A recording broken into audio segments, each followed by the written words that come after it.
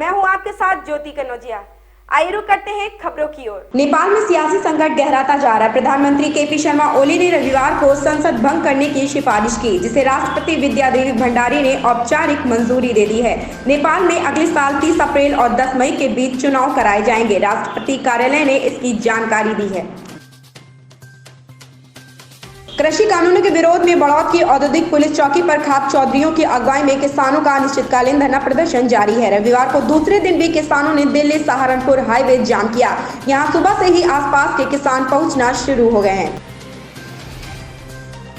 France के नगर निकाय Paris city hall में 2018 में शीर्ष पदों पर ज्यादा महिलाओं को नियुक्त करके लैंगिक समानता बनाए रखने के नियम का उल्लंघन करने के आरोप में 90,000 यूरो लगभग 81,20,144 रुपए का जुर्माना लगाया गया। पेरिस की मेयर एनी हिडाल्गो ने मंगलवार को शहर परिषद की बैठक में जुर्माने को अनुचित और असंगत बताया है।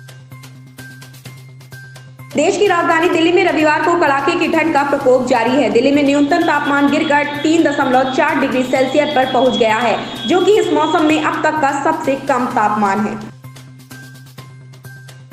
कोरोना महामारी ने एक तरफ जहां देश के कुछ क्षेत्रों को बेबटरी कर दिया है, वहीं कुछ क्षेत्रों में कारोबार के नए रिकॉर्ड बन रहे हैं। इनमें smartphone, laptop, work from home gadget की बिक्री आदि शामिल है। आपको यह जानकर हैरानी होगी कि भारतीयों ने स्मार्टफोन खरीदने के मामले में एक नया रिकॉर्ड बना दिया है। सितंबर-अक्टूबर में देश में 4 करोड़ 40 लाख स्मार्टफोन खरीदे गए हैं।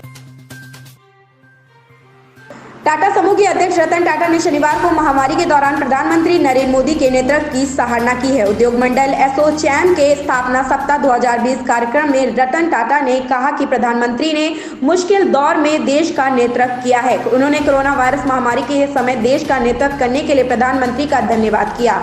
इसके अलावा उद्योग जगत को उनके मजबूत नेतृत्व का लाभ मिलने की उम्मीद भी जताई।